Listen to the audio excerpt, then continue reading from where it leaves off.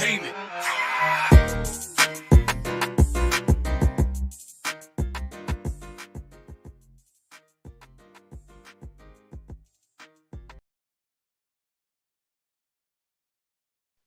Hey guys, welcome, ladies and gentlefish, to episode 3, not 5. I don't know who's watching. Of the Brick Wall with Val. I'm here today with one of the members of Advent 5, Omen, aka Bosri, Bang, and I'm here with the resident devil himself, Rick Devil. Here, one of my DMs. I Hey played. guys. Well, I mirrored. I play a lot. I play a lot of Adini. He was one of the great DMs that helped shape me. And I really enjoyed his content. And I just really wanted to kind of show some love and really get some different perspectives out there of tabletop RPGs, which is what the point of this is, to really get people from different walks of life, areas, locations, thoughts, to really kind of speak about what tabletops and D&D means to them. So we started here after a pretty crazy last night of killing one of my players. It happens. No takes. It's live. So the first topic of the day I want to say is, so each of you all come from backgrounds that are not the stereotypical audience of D&D, the stereotypical cis white male head, whatever they want to call it. So how did you all discover tabletop RPGs? And I'll start with Rick. How did you discover tabletop RPGs? Well, for me, I've seen it a lot on TV, on the shows like The Big One Theory and Stranger Things, and that's where I've learned about that. But before that, I've just heard about it, like Dungeons and Dragons. Um, I never got the chance to read it. Now with everything, I decided to download a PDF and then read the manual because I was trying to design my own game. And then I fell in love with tabletop RPGs, and then I started doing all this. I feel like every DM still has tried to make their own game at one point in their life and then realize this shit is way harder than what it looks like. I tried to make a card game, a fucking video game, Yeah, choose your own adventure story, all that shit, because we're just brimming with creativity. Like, oh shit, and they're just like, okay, they made a game. Let's just make my game in their game. It's easier. Right. They've already done all the legwork. I don't have to balance this I don't have crap. to. Yeah, this is so much less effort. yeah. And for me at least, I think that's interesting. And then go over to Omen. What got you into tabletop RPGs? Man, it's kind of a long story. So I remember maybe I was in 7th grade, and my stepdad at the time, he had a stack of these old first edition Vampire the Masquerade books. I remember reading through it and just loving the lore, but not really understanding the game mechanics and how to put it together. And I think I was in 6th, 7th grade. I didn't have a lot of friends to, I could get into it. Yeah. But that kind of got me into role playing in general. And then this might date me, but early 2000s, I got into play by post. Yes. MSN groups, Yahoo groups, and I did a lot of role playing that way. A lot of chat room role playing. And it really wasn't. I've always known about D&D. I remember being really young, elementary school, and asking "Hey, can we get D&D?" Not really knowing what it was. It was a video game, or it was I had heard about it. I just want it. I didn't know what it was, but I've always liked fantasy and stuff like that. But and it really wasn't until 5th edition where I got to I got the starter set, and I started out as a DM in my first real tabletop. But I definitely created my own game systems. They had some combat stuff. It was more like battle. I remember those big poster boards, getting that stuff out and then making hexes, and we're using action figures and all kinds of stuff. So but it wasn't until 5th edition 7-8 years ago, and then from then this ran. I've run a bunch of groups. I've been in your group for a year and a half. Ever at this point. Yeah. So that's how I got into it. Yeah, and for me at least, I want to talk about the not having people to play with, because growing up, that was my problem, was that I wanted to play, but everybody wanted to play Madden or 2K or a hero game, whatever. like I remember or GoldenEye, something like that. Like, hey, you guys want to sit together and imagine together? Like, no. Oh yeah, it had that fringe of society, nerdy connotation. Like, how lame! You're gonna live in your mother's basement. I think things have changed a lot, and so the community's gotten bigger and more people are aware of it. But a lot of people, I think, just outright. And then never mind all of the devil worshipping stuff, which was hey, I like that. That was cool to me. That's like, fight cultists and shit. I'm like, yeah, hell yeah. It's like, oh my god, they're turning. Depending on your background, I remember that famous dude. He's going on talking about the Pokemon, how they're evil, and Harry Potter. Oh like, god, dude. Dude, some people just need to get laid, dog, or just leave the house, touch grass. Though D&D is probably not how you're going to get laid. To be it's not, but damn, dog. But it's fun, like, when you meet a lot of good people. Fucking conspiracy theorists to D&D, I'd take D&D over conspiracy theorists. That's good true. Lord. So, yeah, I mean, and me kind of started, like I said, I really started playing a lot of games like Baldur's Gate, 1 and 2, Icewind Dale, Planescape, to even newer stuff like Pillars of Eternity, Divinity: Original Sin. It's not really D&D, but it's kind of the same. It's still tabletop kind of.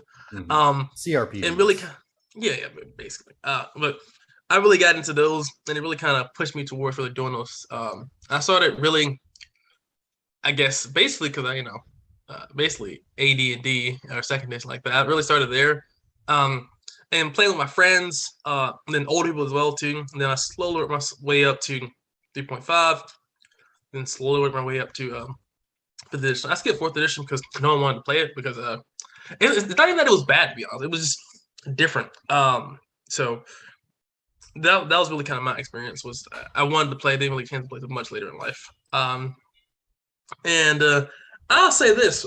So that being said, what is your favorite part of maybe tabletop RPGs to you, or D&D? I'll start with Rick this time. What's your favorite thing about tabletop RPGs?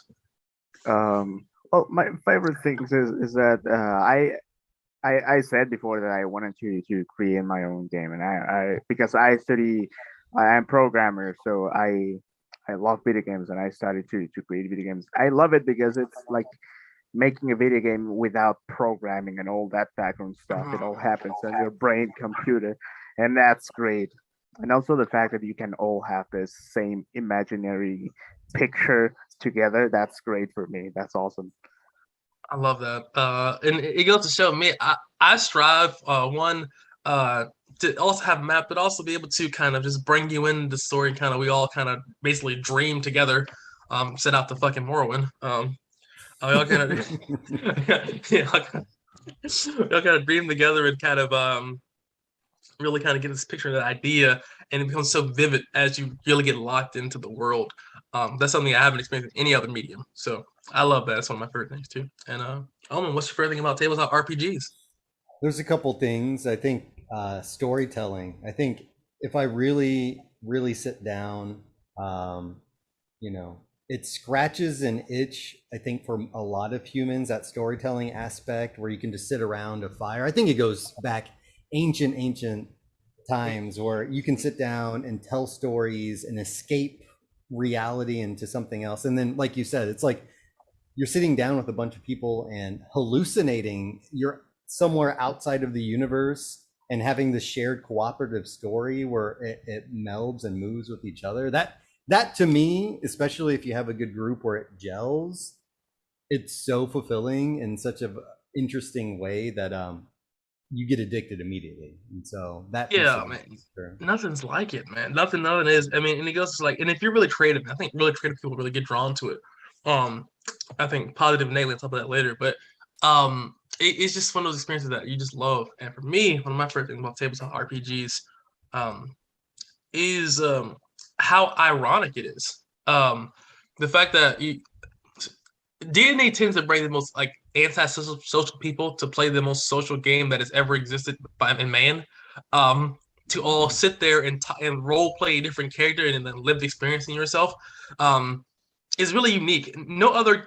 It'd be like if you brought like a bunch of like overweight people, say, okay, let's play like D1 basketball, and let's see what happens. Right? It's like it's totally ironic but it juxtaposes the experience, and it really kind of has these really positive effects to it. One, it helps with anxiety, confidence, all kinds of things. I think D&D is a great thing. So any parents out there watching it, your kid maybe suffer from any kind of anxiety or anything social kind of like that, I really think it helps for the most part.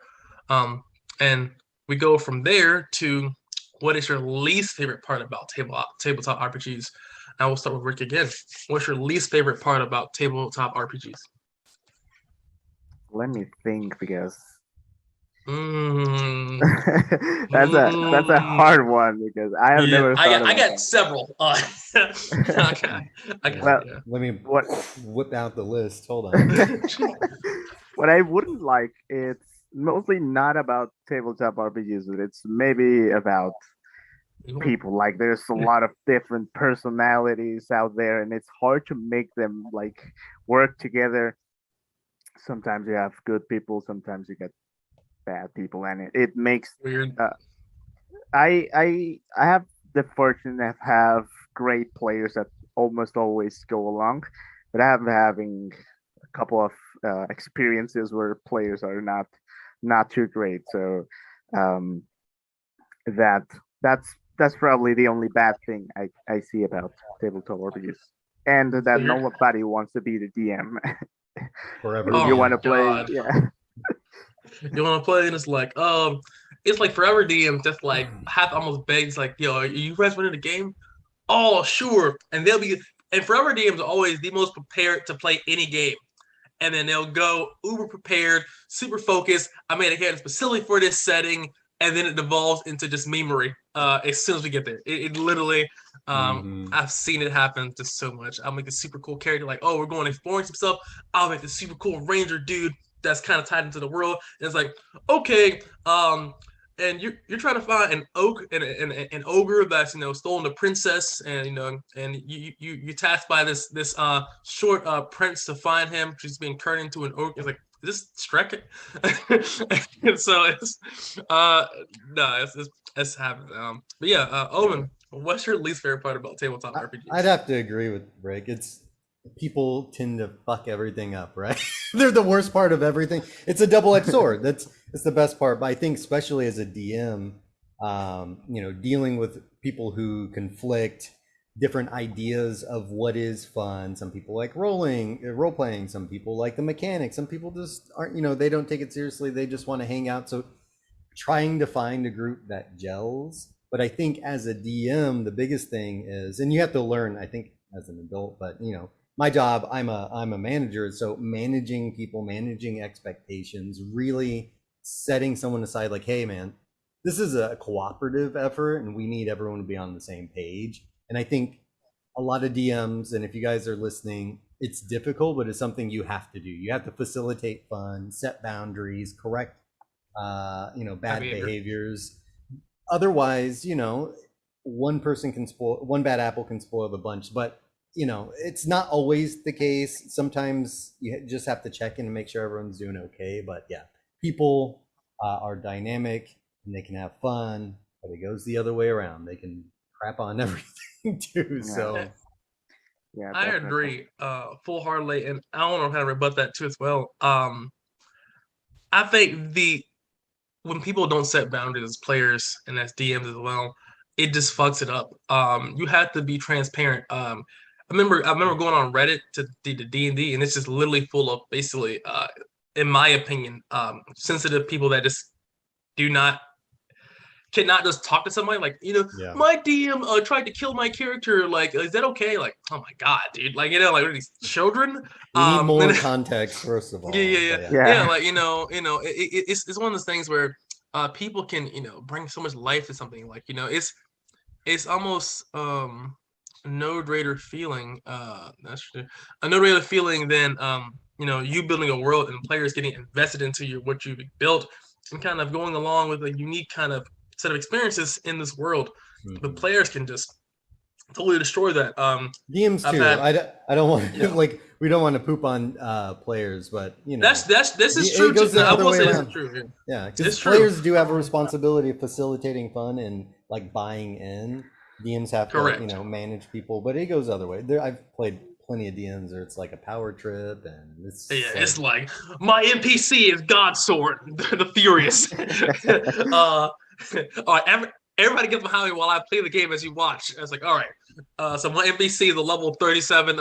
He unleashes a God Wave AoE 90-foot cone that just perma stuns all enemies. It's like, okay, dude, if you wanted to watch you jerk off, you could have told that Pretty before we much. started the game.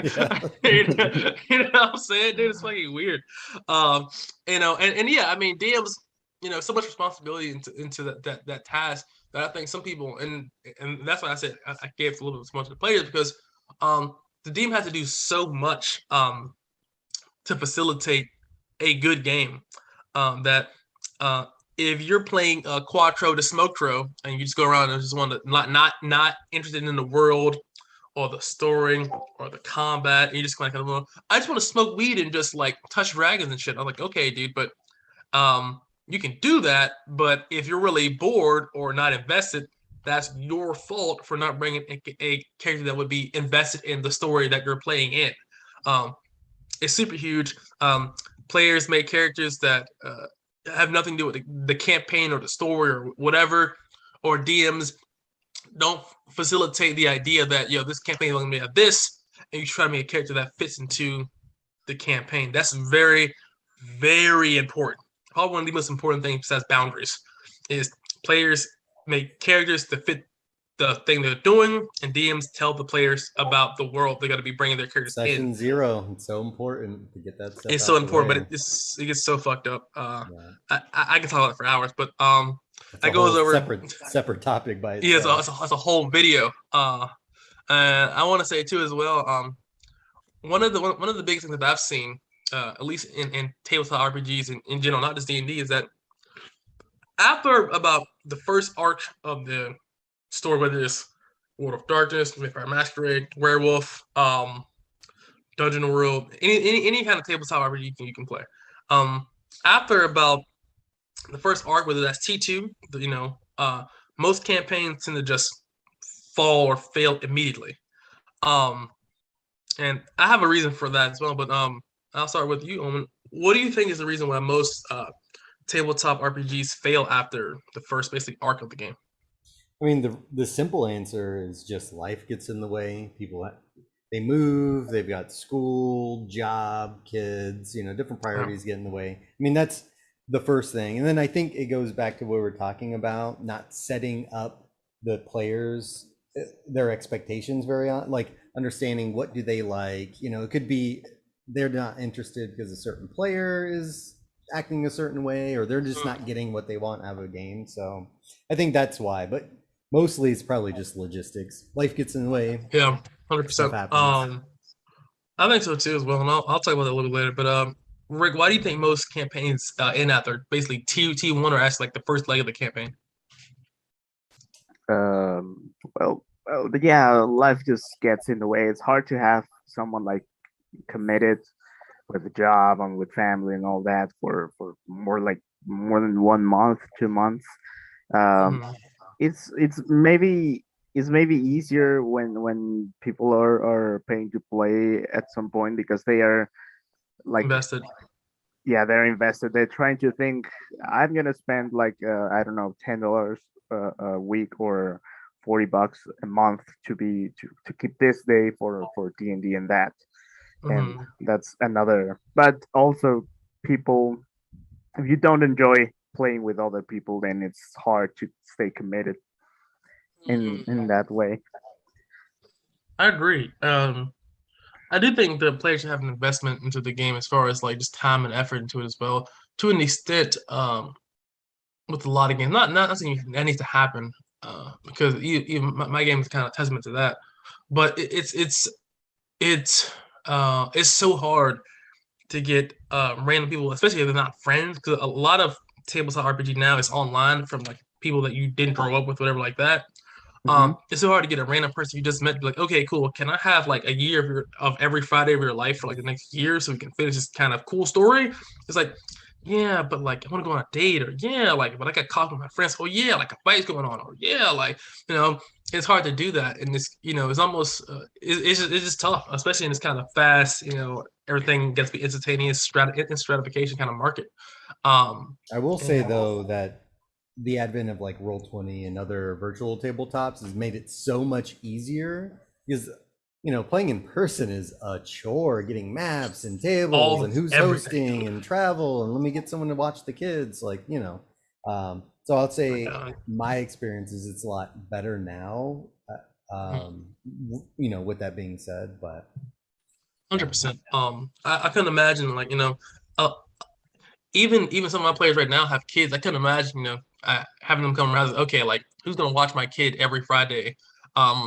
Until I get home at like 1 in the morning, whatever. It's like, yeah, like it isn't like, oh, I can leave them at my grandma's house from like 2 to 6 and just pick them up. It's like 1 in the morning. Who's gonna wake up their mom at 1? Hey, grandma, and not a lot no, of people, if we're honest, have that kind of support network, right? absolutely. A lot of single parents, a lot of it's Yeah, it's tough, man. That, or things happen to where what if you move far away from any kind of parents, or relocate because of a job or anything, or whatever. So I think that's kind of huge. And for me, I think it's a little bit of both of those things. It's just tough. And the only advice that I would tell to players is before you do any kind of campaign, do a shit ton of one shots and find the group of people that kind of work with what you're going about. Amongst the sea of just randos online. Just do one shots in a variety, not like all like dungeon crawl or all role play, just a little variety of one shots, and just see them find 5 or 6 people that kind of work for what you're kind of throwing down, and rock with that until obviously things come up or whatever. That's the best advice that I can give you. And I think that's kind of huge there. It's really important. But I want to go over to the next topic. We all were new one point in time. We like I said, we all started. And I think almost all of us were like DMs initially, anyway, as we kind of started because we couldn't find a game. Which is another thing on Roll20 I want to talk about after this though. So if you could give any advice to somebody new that's kind of wanted to get into the tabletop space or D&D, what would you give them? Because I think mine's gonna be kind of interesting. So I'll start with Rick this time. What do you think? Give any new person that wants to start to play or start to DM tabletop RPG, including D&D. Yeah. And advice I can give to new people that's getting into tabletops. Mm-hmm. Let me think. I don't know, because the best thing they can do is start casual. Try to find people that, if they don't have friends to play with, then they should find random people that I think people should like have a small quick voice chat, because it's very different when you're speaking by text, and it turns out that the person in voice chat is really annoying. That happened to me a few times, and you don't know until session 0, and you don't want to do a second session 0 if the game has to cut off. So have a small chat with new people that you meet. Yes. Session 0 is so important. I want to make a video on Session 0 because I think people talk about it, but I think it's important. It's so important, and we've all, I think, fucked up Session 0 at one point in our lives. I have for sure. I have fucked one up all the way up. So but you live and you learn. But Session 0s are so important, and you got to be able to sit down and talk to people for at least 4 hours. I have joined games where I'm like, I can do it. I'm like, I can't do it. I can't do it. No, I can't. Yeah, I can't do it. I can't do it, Scoops. No. I had that recently. You have to have those hard talks early on. If you set the expectations like, hey, this is what I'm looking for. These are the rules. These are the code of conduct, and this is the outcome if you don't follow it. It's really difficult for people to go back on that. It's like this is true about this. But if you don't set the expectations early, then you get really liberal with the fucking rules. Like, yeah, I mean, but that too as well. But also, it's like sometimes, like, what if your personalities just don't click? Like, it's like I'm gonna get along with a lot of different people. That's gotta one of my strengths. This isn't working out, man. or fire yourself. I was, sometimes you just gotta fucking executive decisions, fucking hit the button, Yeah. blow it up, or hit the big red button. No, Van but Hammer. we'll talk about that too. But what is some advice you give to a new player? Learn the rules first of all, but Well, when you get 3 gold noodles, oh my god, dude! And please. for me, I mean, learning the rules, of course, being open to making mistakes and embarrassing yourself. It's anything new. You're just gonna. There's a certain amount of risk. You're gonna do some things that you misunderstand. Be open to feedback. Be open to making mistakes, but definitely learn the rules for people who struggle with the concepts, because reading a 400-page book of rules is difficult. YouTube is wonderful, especially if maybe you have hard time just reading in general. If you're a visual learner. Visually you can see there's a lot of great content out there that talks about very basic rules. They've got infographics and videos and but yeah, learn the rules, have a decent understanding. You don't have to be a master, and then just be willing to take risks and make mistakes. 100%. For me at least, D&D is not the easiest game to learn of a tabletop RPG. It's just not. And I honestly do not recommend D&D to new players. For me personally, I would recommend something like Dungeon World or something like that. Something that you just say, okay, there's only like 4 choices here, like 4 different like questions. D&D, making a character for a new player it's a lot of different choices. Thing like in the Dungeon World, elf, fighter, who are you? Your weapon. Oh, you're good. That's it. There you go. Your grandma, your granddad, anybody can kind of understand these concepts and be like, okay, am I Mojo the farmer with the pickaxe? Okay, you don't have to learn like, okay, armor class, so what kind of armor this is, what this, blah, blah, blah. It's just D&D. I would not recommend as the first thing if you're trying to get an entirely new group of people to play a game that you barely understand yourself. No, I will say 5e of all the editions. So it is the easiest one. It is the easiest one. But 3.5, you need to have a fucking bachelor's in fucking computer science to play, play the damn game, dude. I'm like 5e, like you can play it for a couple of times and really get it.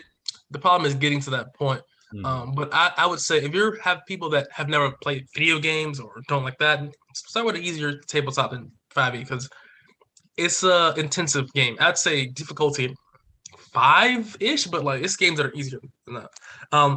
And what I would say to new players that are trying to get into the space as well is, please learn the rules. 1, please, if you're a player and you expect the DM to teach you the game, that's not what they're there for. They're there to correct your mistakes, not teach you the game, right? Those are 2 different things entirely. Very, very different. If you have questions about rules, fine.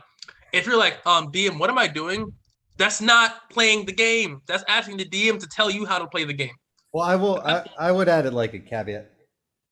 Yeah. You have to let somebody know up front, though, because if you don't let the DM know, because there's plenty of times where I have taught, I know I need to, but be upfront. Like you're really transparent. Yeah. Really transparent. Don't be like, I played a couple times. Oh my God, that phrase has caused me more headaches than like probably anything in my life. It's like, yeah, I played a couple times. So in my mind, I'm like, okay, you're a beginner, but you have played the game. You know how to play the game. And it's like, how do I attack? All right, boys. It's been a pleasure, but I'm out. I'm out.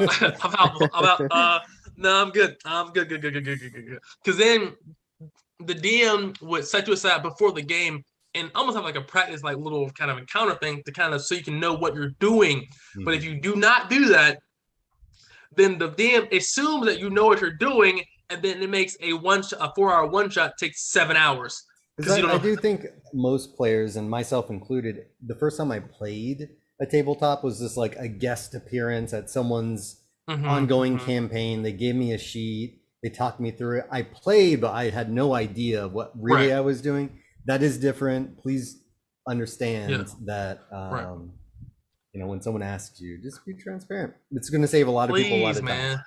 Yes, 'cause even it, I know you might be like, okay, they might not accept me like that, but I promise you, it is much worse to be disingenuous than to be honest.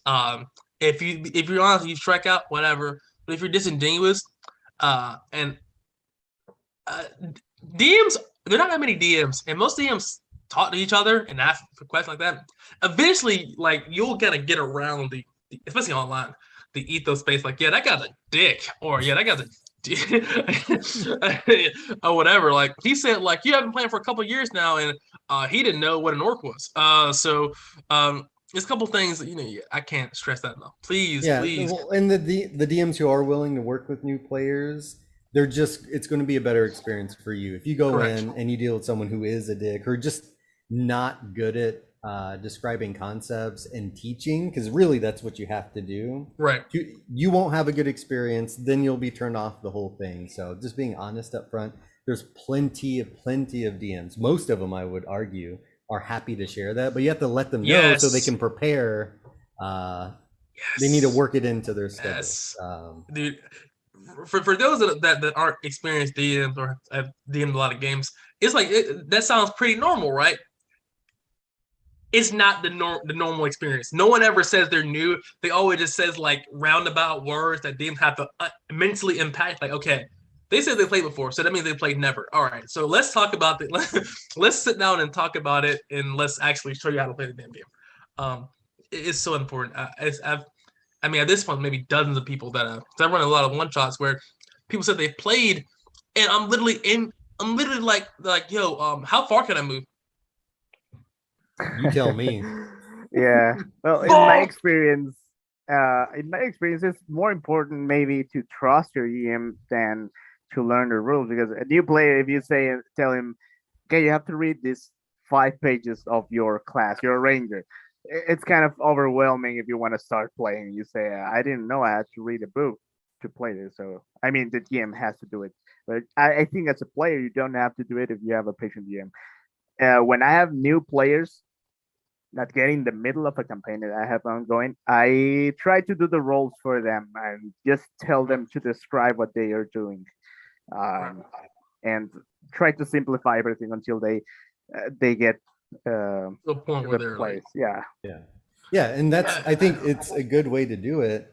But I think you being willing to do it, and then a player pushing that on someone who now may or may not want to do that. So just be upfront at your level. If you've only played 2 games, just be upfront.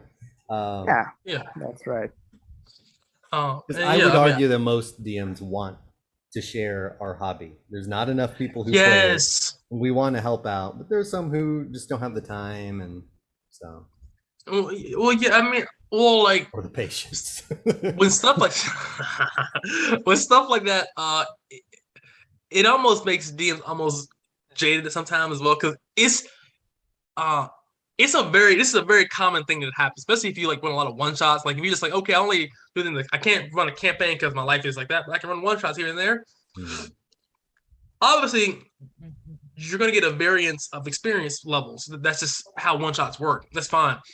The problem is that people lying and then slowing down the process just to get into these one shots, because there aren't that many DMs in general. I'd say it's one DM to every 100 players, maybe, roughly. And it's complicated. You hop in with an 11th level character, good luck. People who are veterans at the game have a hard time keeping track of all the abilities. That is true. That is true, man. Low level wizard's tough, like, bro. Be honest with yourself. Be honest with your group. You know, some low level 1, 2, first level, second level one shots. It's fine. Look for the noob friendly stuff, because that's there for a reason. They set up time. They're the type of DM who are good at facilitating that, walking you through it, and you'll have a better experience for it. And I'll say this as well too. It's kind of a side topic, but it's kind of an important topic, I think. So I think, at least from my experience, is that recently, like, DM always has role play, and it's always been an important part of the game. Role play is important, but I've come to find out that a lot of players have this experience that D&D is basically just all role play and combat, kind of sorta, and where no one can really ever die and shit. And that has never been D&D ever. Um, and it's kind of frustrating when I saw the people online or Reddit, whatever, and it's like they're conflating D&D with like something like World of Darkness or Vampire Masquerade or something like that. Those are two different things. Where Vampire Masquerade is a primarily super role play heavy game, and that is established. It's what you're going. It's what you're going in for. You're not going in for the combat. You're going in for the intricate story beats, and kind of how to solve things using your Marauder powers or wit, than just outright fucking Hadoken fucking sun bolts at people. Right? It's a different experience. So I pose this to Rick. From all the players that you play with, what do you think players expect when they join your game? Are they expecting just like to kill stuff, to be super role play, or what has been your experience with players joining your games? I've had I have players that like between 20 and 30 years, and that place people is like studying or just starting to work, and I also have people like I had 40 years. I have also a couple players that had like 80 years old, and the older people, they want to like they want to just have fun in the game, like and usually younger people, they want to be the heroes, they want to be the masters, and the older people is like, okay, you can be the master, I'm gonna step away a little bit, and then we can all have fun as we like. It's a different approach to the game from each one Yeah. of them. Yeah, I mean, to rebut the two as well, I mean, young people always, and it's just, I'm young too, so I mean, that's true. That main character, what I call it, is very prevalent, in younger people. A Yeah. lot of time you make this character in your game, and it's like your game falls apart. You're like, your made up game falls apart. You're like, okay, now I'm gonna play Rograk, the dual-bladed dragonborn Iceman that's come down from the fucking frozen tundra of the Tin Town to save the people. And it's like, okay, cool, dude. I'm also here as well. Like the name of the show isn't Grognak, it's D&D. I'm here too. I exist.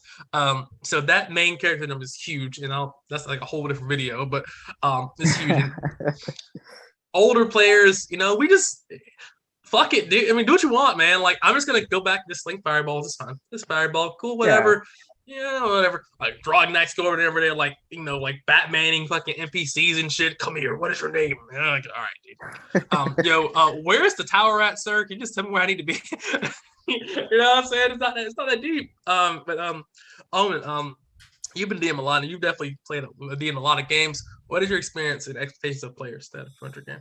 I mean, there's a lot of that, right? The main story, they have the story that they want to tell, and I think they come into it just misunderstanding the whole thing. One, it's a cooperative effort. I think people, and this may sound weird, people who've done like maybe team sports or a background that way, you have to work with each other. You can't just take the limelight.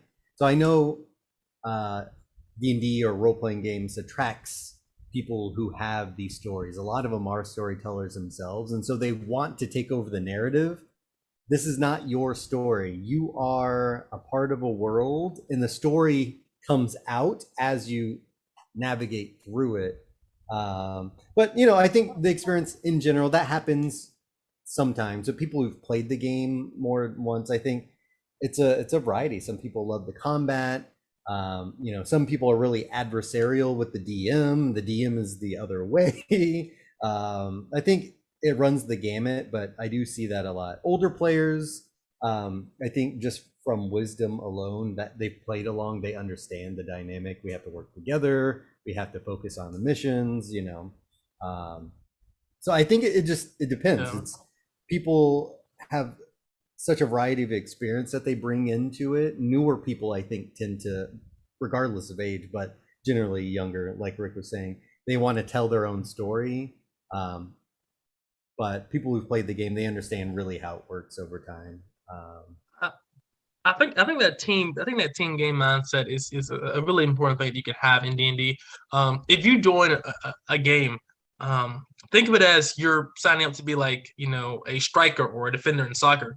The defender isn't going to score goals very often, right? It's not your job. It's not your role. If you're going in there to, if you're the cleric, um, you can hit stuff because D&D, everything's kind of, everybody can kind of anything. But if you're going in to play a cleric and then you pick like great weapon master and like, all right, I don't need spells. All I need is my sword. It's like, okay, but like, why are you a cleric then? It's like, I don't know. It's like, okay, dude, like whatever, you can do that, but like maybe be a paladin, maybe, or like, or if you are a bard and you're like, I don't talk, I don't perform, I just am. It's like, oh, okay, man, you say so, bro. Okay, um, let's see here.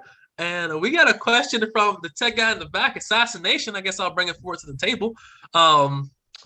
Okay, he's asking us here, do your players play true to their class, flaws, and alignment, or do you push for those things as a GM/DM? And I'll start with Rick. What do you think about that? Well, I'm gonna start with the second thing. Alignment, I don't really find it any useful in the game. I mean, there's some things that touch alignment, but it's not concise. I mean, they didn't even explain you what each alignment has to do. But the personality things, the personality traits, flaws, and that I think that's important, because if you think about that, you have a solid character that has the like flaws and have things that he wants to do or he believes, and that's great. And people that believe to be true to their class.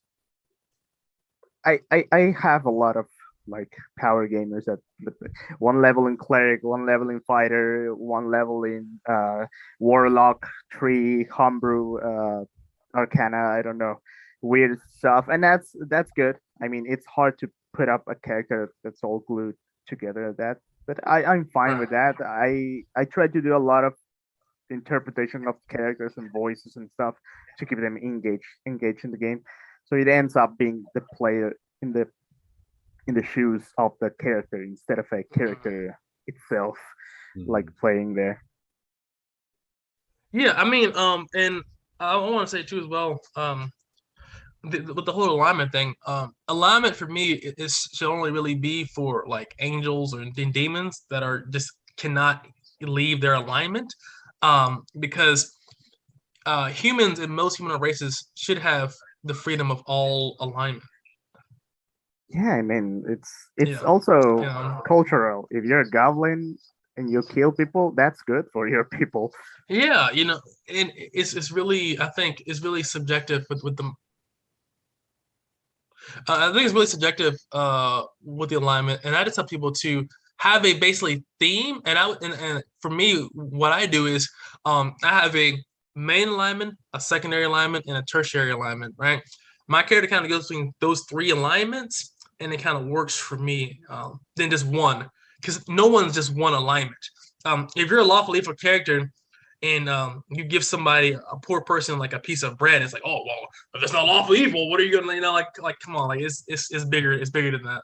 Because me, who I play a lawful evil character, my character goes from lawful evil to chaotic neutral, tertiary to secondary to tertiary, to neutral good, in that order, where they are usually evil. They can tend to do some random stuff if they're not being evil, or they can do some good stuff for the greater good if they feel like that's valuable at that moment. But the one alignment thing is really bad. I prefer, if you want to keep the alignment system, have 3 alignments: the main, secondary, and tertiary. And then we go over to Omen. What do you think? With alignment, I think my personal belief is it should be kind of, what are your core moral beliefs? What is your North Star that guides you? Humans, like you say, they operate on a spectrum. There's a lot of times when you do things isn't right. Your gut says it's not the right thing in general, but you need to deviate because of circumstance or whatever opportunity.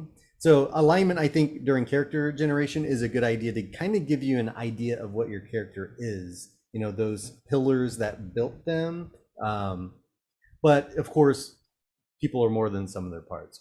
But as far as the DM perspective, I think what I really like to do is try to tease out the character class or something aspect out of them. You know, you really have to give it, because it's really hard to be a character in a vacuum if you're not interacting and giving opportunities to do something. So someone is like the classic edgelord and he's clinging to the shadows, you know, that by itself isn't very fun. But when you have an NPC, you know, glance over nervously and the barmaid, you know, her hands shaking as she drops off the drink and takes off, or someone's like openly racist to, you know, maybe a non-human type character, whatever, you know, right. So giving those little interactions to tease it out, because otherwise it's really difficult to be, you know, this character without the world interacting with you. So you just have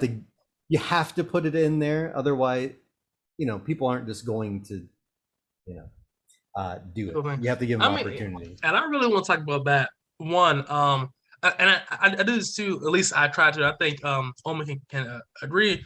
Is that you know using Naji as I'm like a plot piece to kind of get out, you know, who Basri is, you know, and what things mean to him. Does he care about his son? Does he care about his morals? Does he care about him acting up? To really tease out who he is and what he's about, and interact with them to kind of bring out, you know that Basri is a wizard, but he's more than a wizard. He's a father, you know. But what does a father mean? Because it's a really broad term. Or you just popped out a kid and like bye fucking, you know, Jin Kazama style, kid him up a fucking volcano, or do you care about him? Are you like Bob Saget in Full House, or like what is a father? There's a culture, there's a background, there's you know, all of these different things. You have to kind of poke at it as a DM, otherwise, you know, it doesn't mean anything. You know, it's just there. It's like and what does it mean to be a paladin?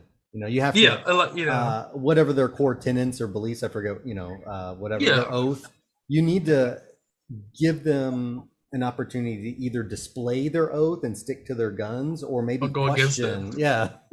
And if you don't do it and we're just smashing goblins, that's fun. I'm not, you know, I'm not going to say that's a bad way to play in most games. That's Diablo we just want to kill monsters and get loot. Let's be honest. But if you do want to have a player express it, you really have to put something there that challenges or pulls it out. I mean, I think that's huge. And me myself, I think, and I put a lot of effort into really kind of having the world interact with you and what you believe in. From you know, when Horn passed away or died, it's like, okay, cool. Like now, like what's gonna happen, right? You know, are you gonna be this kind of tough cookie or this or whatever, or you know, from Aerith kind of like holy shit, or Kiala, like, you know, I see him saying, I am the tank now. The Batman sounds turned into a bat.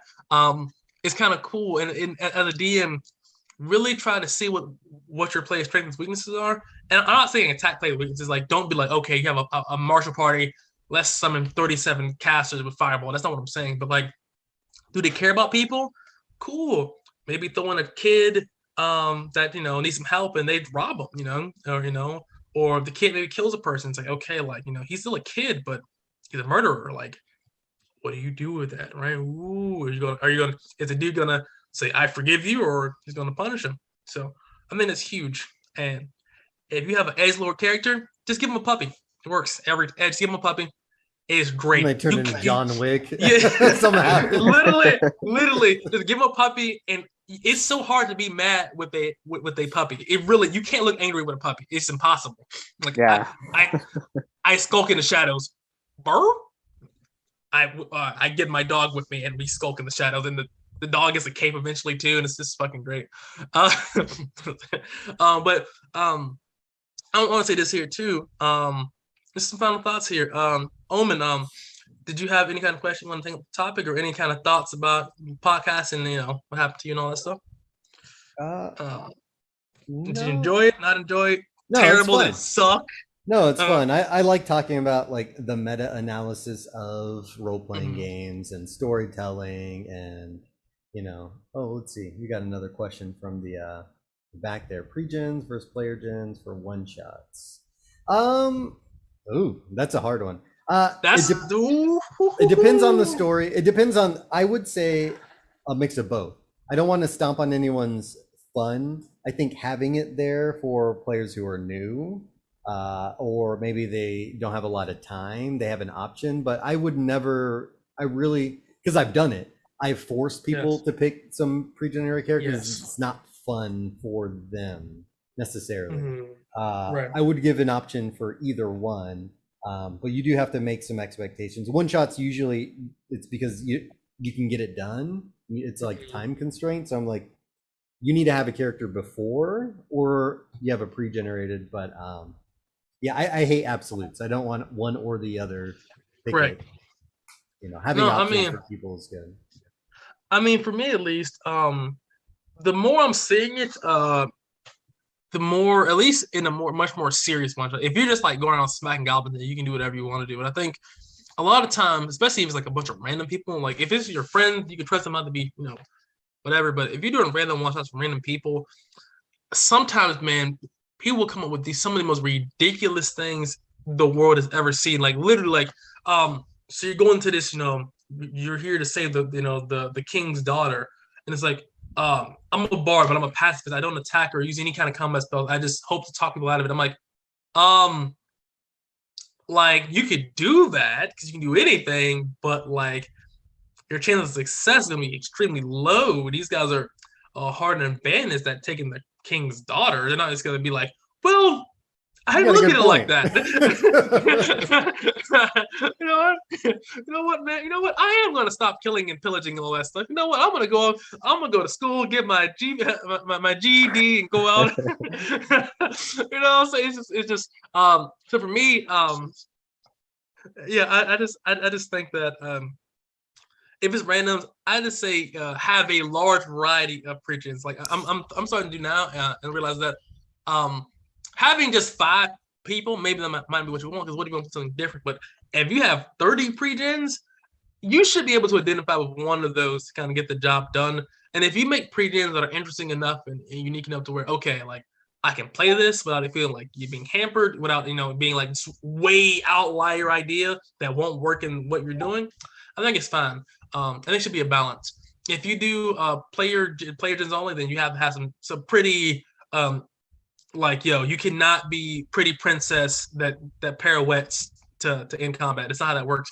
Or if you have pre-gens, have a large variety of them that don't suck, because pre-gens tend to suck really bad, or built really poorly. Make good pre-gens, and players, if given the option, will have a problem playing them. That's a big thing for me. Rick, what are your Yeah. what So are your thoughts on that? if you have a one shot with like a certain story, I mean it's fine to have previous characters because you kind of have a background, maybe ideologies that Mhm. could come up to play. But I think that that's correct. If you have a character that does not is your style, is not what you created, it kind of gets a little bored. That's why I would just give them the option to change the name. Just by Mhm. having a custom name, that gives you like the sense of Yes. property of the character. If it works for your one shot, I mean that's fine, but also saves time from having the 3 multi-class player for your one shot of 4 hours, and that makes it super weird. I would Yeah, suggest 100%. what I would suggest is actually what published modules do is they have a background tie. If you want to put something, Yeah, have a selection of like background hooks so the character can be invested. They can make whatever class combination they want. That way it fits the theme. Now it may get their some idea of why We'll they're get crushed, invested in this 100%. one shot. That may be more useful for people because yeah, random groups means not everyone's going to get along. People have different creative ideas. They may be way outside of what you're trying to do, but like have some background character hooks to choose I get what from. you're yeah, saying. I think that might help. Like like Realm of the Frostband, where you can have like the players start from like a guild or something like that or whatever.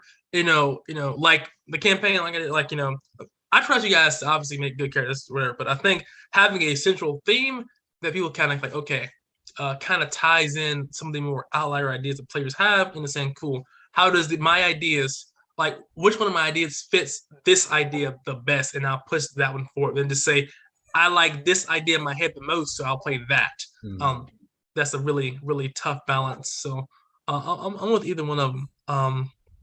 And I'll say here as well, as we kind of draw this thing to a close, Rick, where can they find you at, and anything you're working on or doing in the future or now?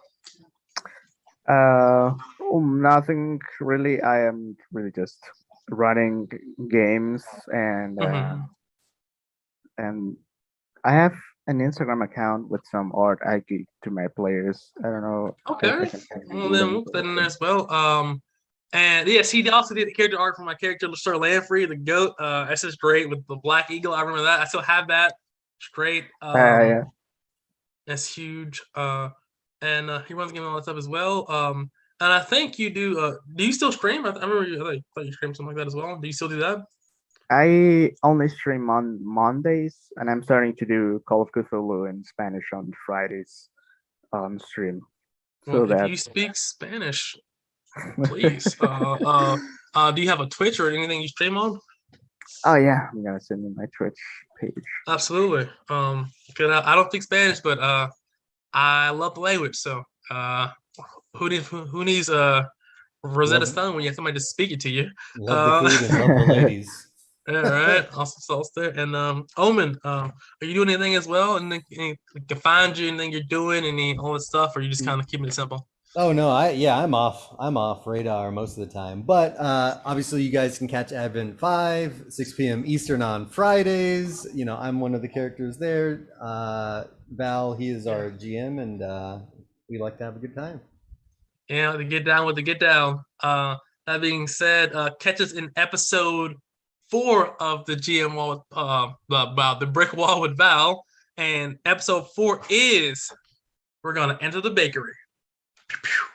I'll catch you guys in the next one. I had a blast. Hopefully you all had a blast too as well. Yeah, it was great. If you took anything away from this, and I was watching, leave a comment. If you disagree or agree, comment, like, dislike, fuck it. Leave a hate comment. Who cares? But hopefully you understand that if you're new, just start. Just do it. And that'll be it, guys. We'll catch you guys in the next one. Episode 4, next Saturday-ish. We'll see. Anyway, bye. Have a good one, guys. See you later. Yeah. Bang, bang.